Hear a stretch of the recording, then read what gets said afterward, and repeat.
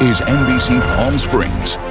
Good evening and thank you for joining us. I'm Sarah Sanchez. Gina Lamont has the night off. On the path to reopening businesses, Riverside County remains in the strictest reopening category, or Tier 1. But Eisenhower Health has some good news. They say our positive cases are now declining and they're lower than what was projected at the start of the pandemic. Our Olivia Sandusky joins us live now with more. Olivia.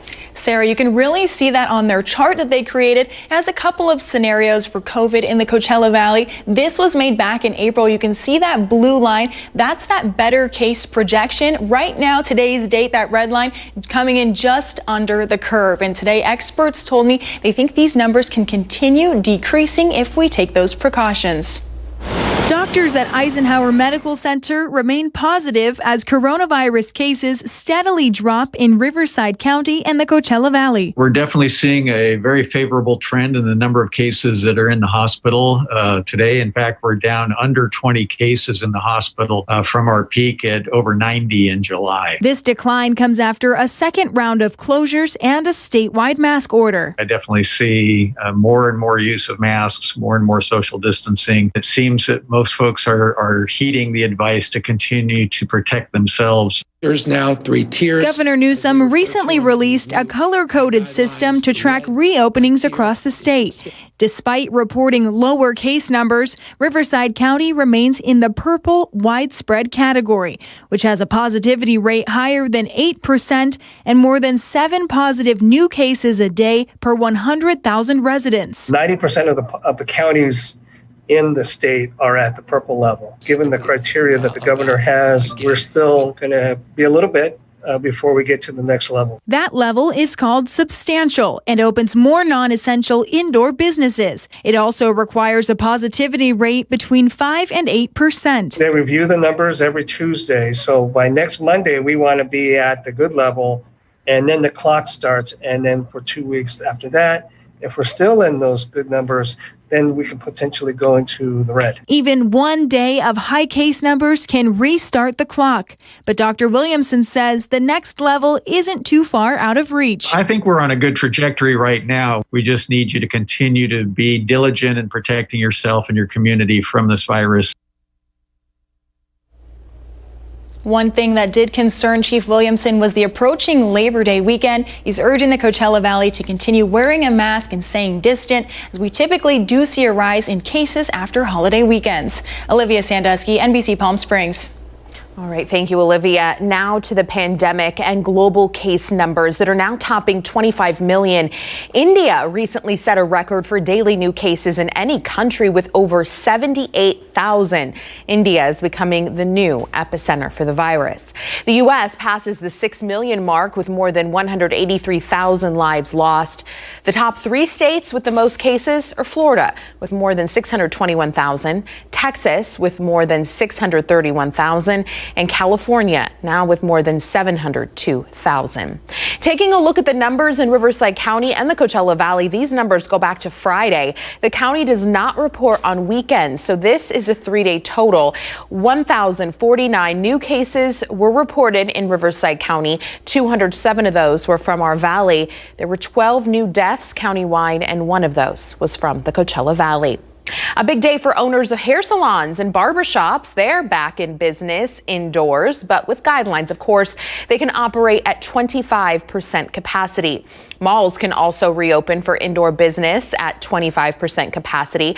Westfield Palm Desert says essential businesses, indoor dining, and stores with outside entrances are open, and of course, curbside service is available. With most local schools moving education fully online, technical problems, of course, are expected. But schools in the valley, from high schools to College of the Desert, are being hit with issues like hackers or students not taking classes seriously. Our Kitty Alvarado joins us live at College of the Desert with more on this. Kitty. That's right, and whether it's malware attacks or students just simply misbehaving, online learning definitely has its challenges, but experts help me sort it out and tell me what it all means and what they're doing to fight it.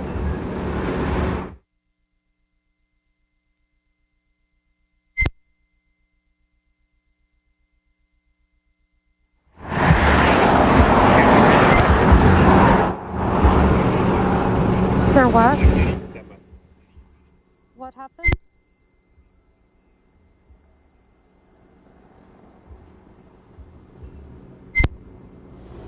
All right, looks like we're having a bit of some technical issues there with her story. We'll be sure to get it back for you soon, though. A rough 3 days in the valley with several shootings.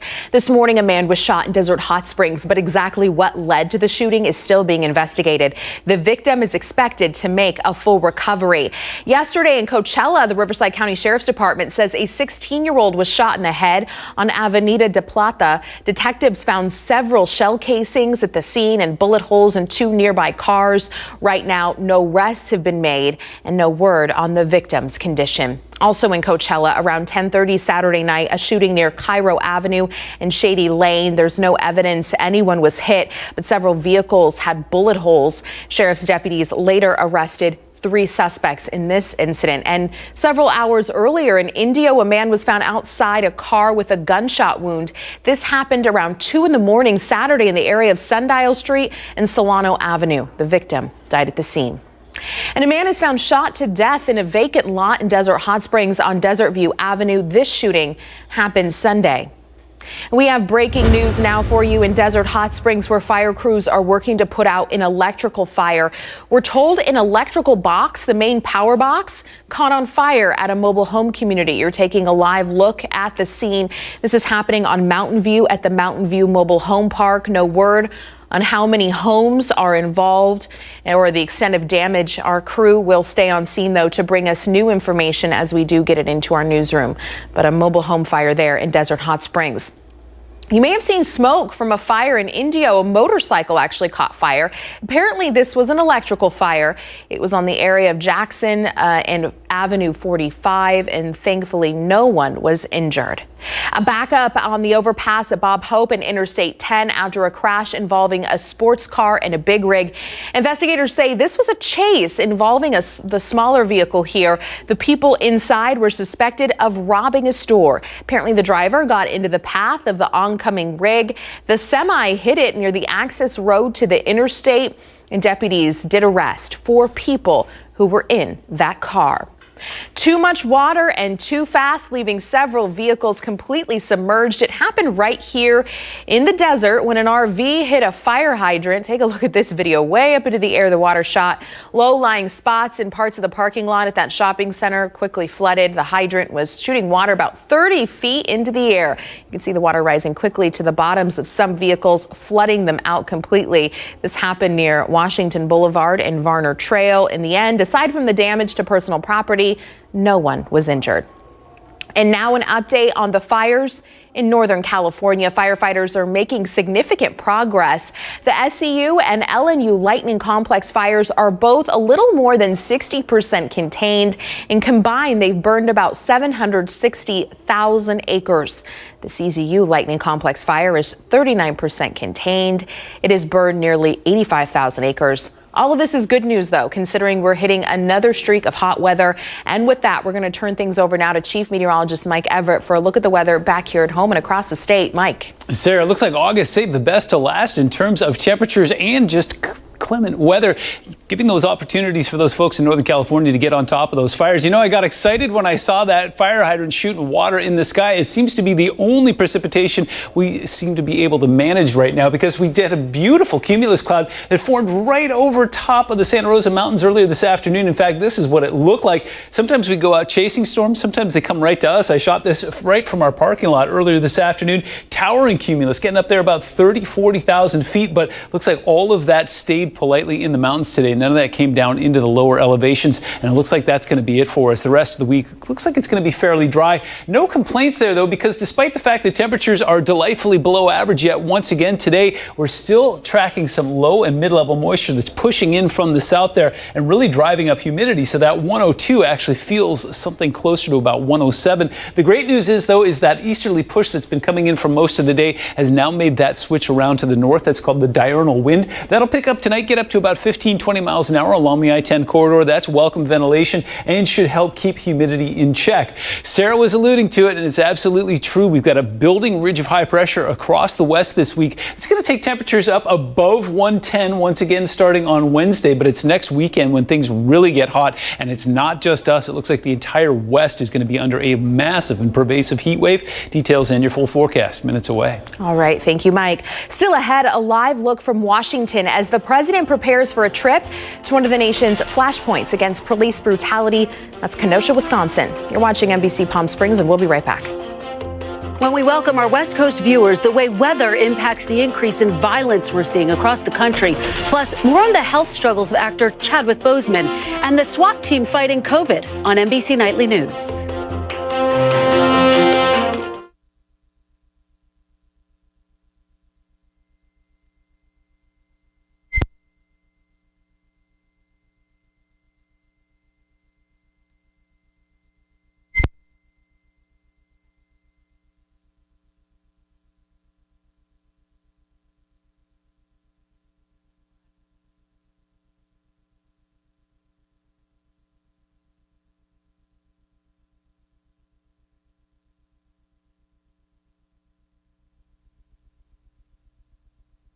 Learning is on another level now that it's all online.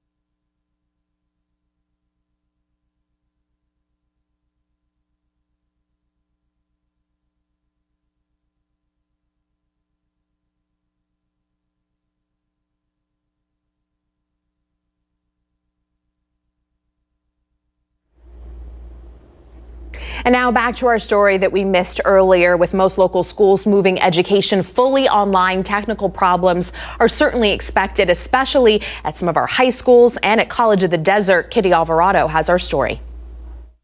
Learning is on another level now that it's all online, and it requires a lot of vigilance from schools and parents. College of the Desert's computer infrastructure suffered a malware attack. A COD spokesperson says their main learning platform is working, but students tell us they're still having issues. COD would not give details on the attack, but Kevin Puckett, an IT professional, says these attacks are not after personal data. They're ransomware that target people to gain access to the system. Once in their systems, it's basically like changing the locks to your house. They lock you out of your own system and demand ransom to pay for it. He says this is becoming a lot more common, and it's big business. It's not just a bunch of kids playing around anymore. This is a for-profit business that targets institutions that have money to pay for it. The amount can range from hundreds to millions of dollars, depending on the institution or business. They know basically to try and get into a sweet spot where they know it's in their best interest to just pay it.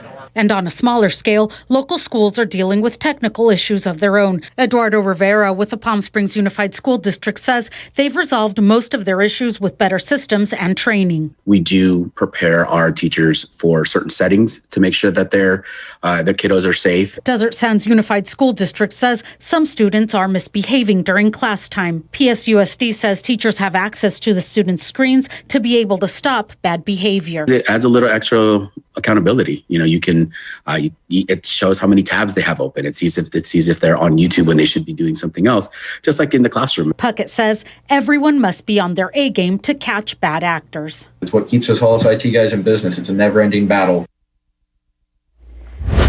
That was our Kitty Alvarado reporting. Now here's a live look from Washington, D.C. Protests for equality and against police violence continue across the U.S. Many of these demonstrations have led to political clashes, turning violent very quickly. Fringe groups on both sides of the political spectrum are mobilizing. Jay Gray has the latest example from over the weekend in Portland, where one person was killed.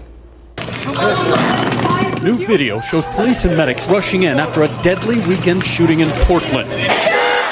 Across the country, protests literally turning into political battlegrounds, with President Trump blaming what he calls radical left mayors and governors for the violence and promising law and order ahead of a Tuesday trip to Kenosha, Wisconsin, despite the mayor there urging him to stay away. An incumbent president who sows chaos rather than providing order. This afternoon, Democratic nominee Joe Biden condemning violence on both sides and blaming the president and his followers for the growing unrest. He may believe mouthing the words law and order makes him strong, but his failure to call on his own supporters to stop acting as an armed militia in this country shows how weak he is. For those most affected by the shootings and chaos, the issue is much bigger and runs much deeper than conservative or liberal politics. We're really just sick and tired of the violence.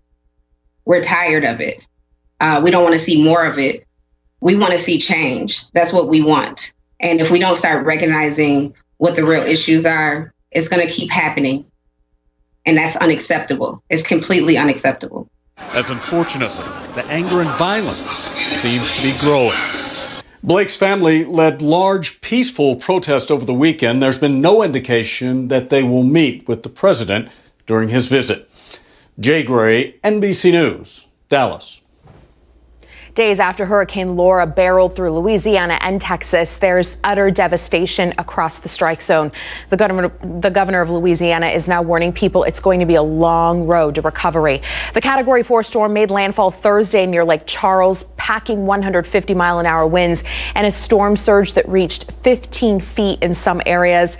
The damage is estimated at nearly $20 billion. Officials say the infrastructure is so damaged it could take months before the power is fully restored. And when we come back, Mike has a look at our forecast. Mike. So that's what I remember most about hurricanes. The storm is one thing. It's the aftermath that's an entirely different chapter. We had storm potential in our mountains earlier this afternoon. In fact, that large towering cumulus cloud is just now a little puffball out there. We are tracking a warm-up as we go into this week. Yep, yet another one. Hang in there. Fall's right around the corner, and so is your forecast.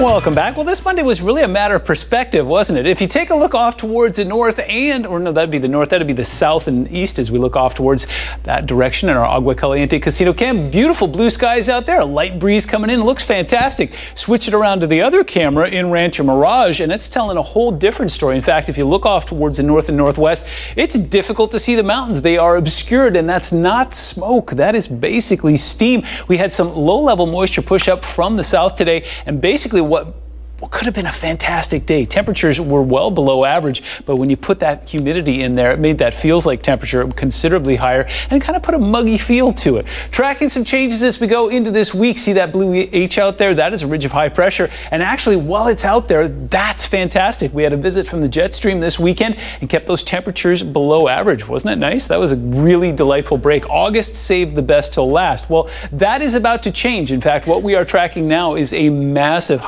ridge of high pressure that's about to build across the entire west. So it's going to make everybody hot. When places like Boise are in the red, you know what's happening here. Temperatures will run about 6 to 12 degrees above normal. There's going to be some records falling. There's going to be a lot of folks who aren't used to being hot that are going to experience heat-related illness. And of course, that raises fire dangers as well and reduced air quality. That's during the second half of the week. We'll deal with that when we get there. In the meantime, we will celebrate what we have. We put the big picture into motion there. You got a low pressure system, that one that we were tracking going into the weekend, now making its way across the Intermountain West. They're giving us a miss, so yeah, no rain potential whatsoever. In fact, it's just complete. Look at that. That is the influence of high pressure. There's just nothing going on for hundreds, if not thousands of miles out into the Pacific. We had some excitement there. That cumulus cloud that bubbled up just over top of La Quinta earlier today looked like it had some potential, but it was all bark, no bite. Looks like it got sheared apart and rained itself out there just up towards the Cleveland National Forest. 104 today, 1 degree below average. And again, as I mentioned, on paper, it looked pretty good, but then when you put that humidity into it there, 82 is where we got to overnight and gave it that really muggy feel. If we could have got that number down, it would have been a spectacular day today. Still, not complaining. Here's what we're looking at as far as Futurecast goes. We will continue to see those storms merge coming up from the south and the north at the same time, bringing some severe weather across Oklahoma, Arkansas, and eventually across the east there. Meanwhile, everything, look at from Baja all the way up into British Columbia. A whole lot of nothing going on. It looks like that's going to be the case as we go through the rest of the week. We will continue to experience some humidity, though. It looks like dew points will run in the low to mid 50s this week. That'll put our minimum relative humidity about 20-25%. So again, it's still summer. There's no doubt about that whatsoever. 92 currently in the Yucca Valley, 101s in Desert Hot Springs and Thousand Palms. We got 99 in Coachella, right on the Centennial mark in 29 Palms, and a delightful 102 in Palm Springs. And then look at our neighbors, 74 in Big Bear, 87 in Idlewild, and 94 out towards Cabazon. We got that wind to switch around to the north. That will continue to be a thing tonight. That'll give us some welcome ventilation and allow us to cool pretty efficiently. In fact, we get ourselves into the low 80s, and we're going to take a run at some upper 70s tomorrow. It depends on whether that humidity clears or not. I'm not 100% certain on that. 107 is where we get to the afternoon. That's closer to the 30-year average. 108 in Palm Springs, 109 in Indio, 102 up towards Joshua Tree, and 77 in Big Bear. Your Comfort Air 7-day forecast shows yet another heat wave headed our way. Looks like Friday, Saturday, Sunday, and Monday are going to be well above average, and those overnights are going to pop up into the upper 80s again as well.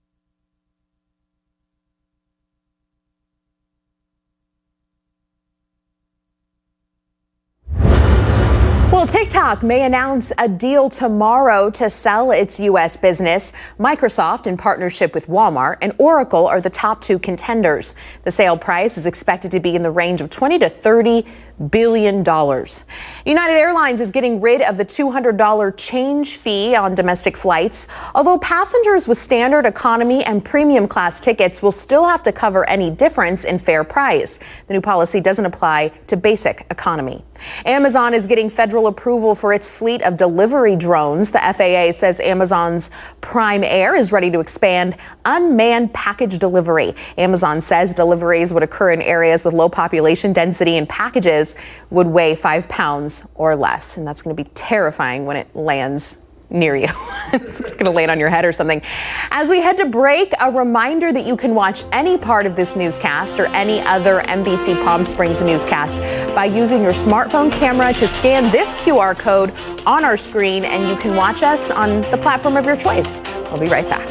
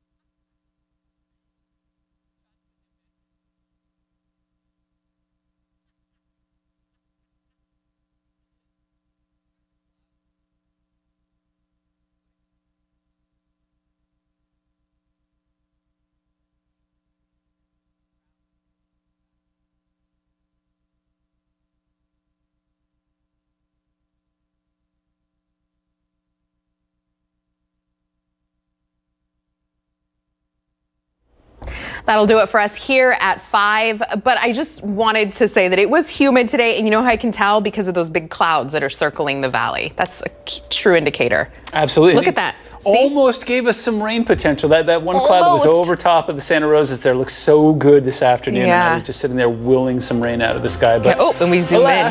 Oh yeah, let's get a closer look at that. Look at her. All right, we'll see you back here at 6 after NBC Nightly News.